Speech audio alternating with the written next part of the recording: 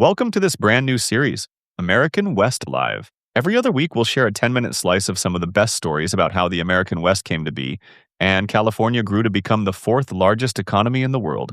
It all began in the mid-1800s, following an immigrant migration that began as a trickle, then became a massive movement, fueled by desire for land, economic opportunities, and escaping hardships. Each episode deep dives into a topic, providing insights, tales from the trails, and introduces you to the men and women who risked their lives to create one of the most dynamic places on Earth, our American West. So, let's get right to it.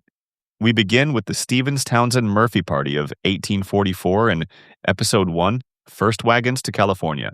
We hope you enjoy. Today, we're looking at what's often called a heroic migration, a really significant historical event. But maybe one where some key accomplishments kind of get overlooked sometimes. Our goal here is to, pull back that veil a bit, uncover some genuinely interesting facts, and maybe, just maybe, shed some light on a forgotten puzzle or two along the way. That's a great way to put it. When we talk about these big migrations, it's easy to just see the massive scale.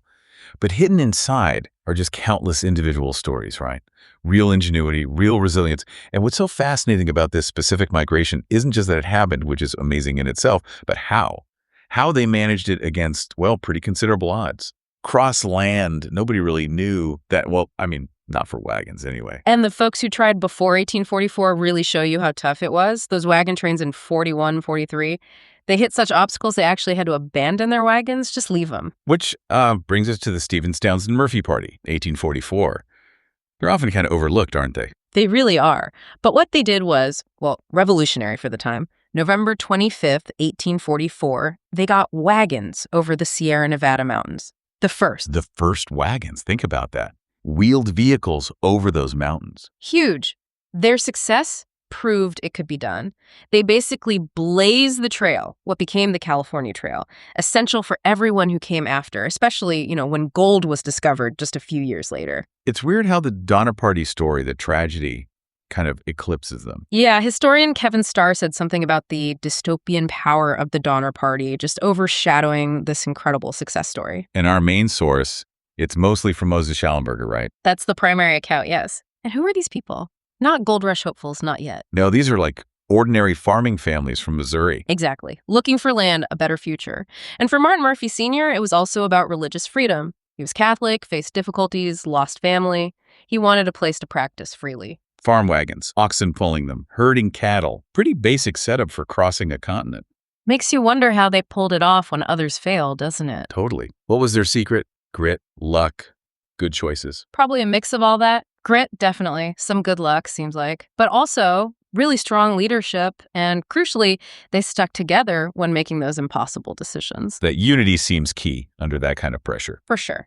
And the leaders. You had Elisha Stevens, elected captain, described as a decisive frontiersman, kind of person you want in charge out there. Right.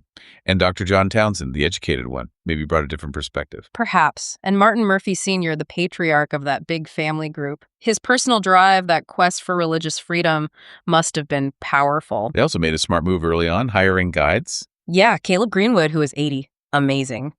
And Isaac Hitchcock, 64. Experienced guides, even if they didn't know the final stretch into California. So they set off mid-May near Council Bluffs. Following the known trails at first, Fort Laramie. Independence Rock. That's where Mary Murphy Miller had her baby, right, on the 4th of July. That's the one, Ellen Independence Miller. Talk about symbolic. Then they crossed the Continental Divide at South Pass.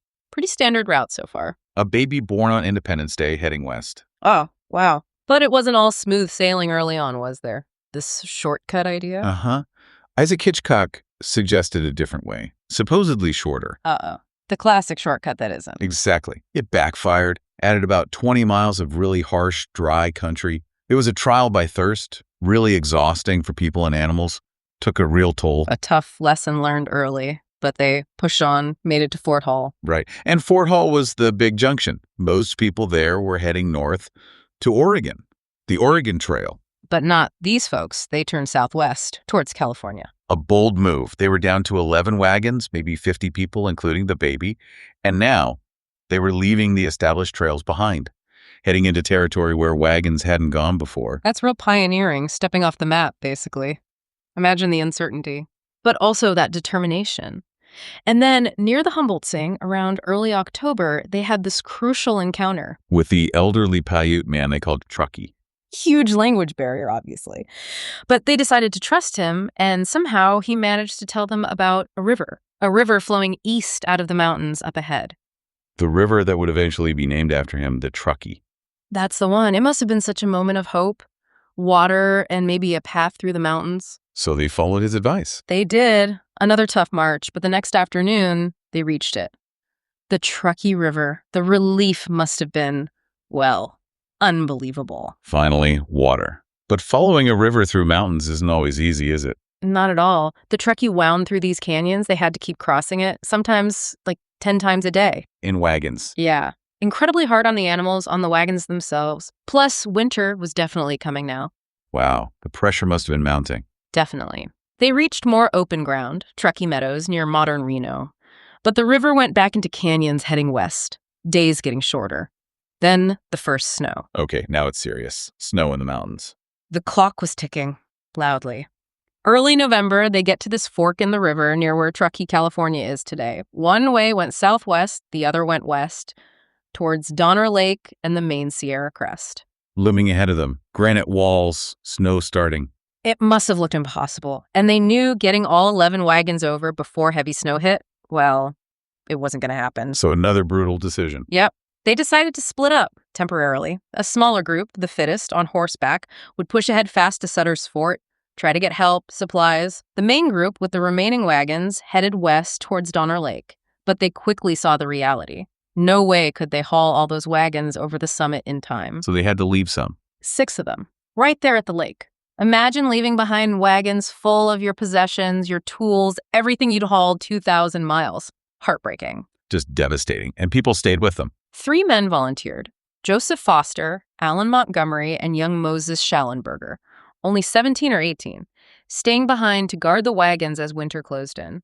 That sounds incredibly risky. Meanwhile, the main party pushed on with the last 5 wagons up these incredibly steep granite slopes. How did they even manage? They had to unload everything, carry their belongings by hand, then use double, even triple teams of oxen just to drag the empty wagons up the rock. Pure physical exhaustion. Unbelievable effort. And then they hit the wall, literally. Pretty much a sheer rock face, about 10 feet high. Straight up looked like the end of the line for the wagons. So close, yet so far. What did they do? This is where their ingenuity just shines. They found this narrow crack just wide enough for 1 ox at a time to squeeze through. No way. Yes.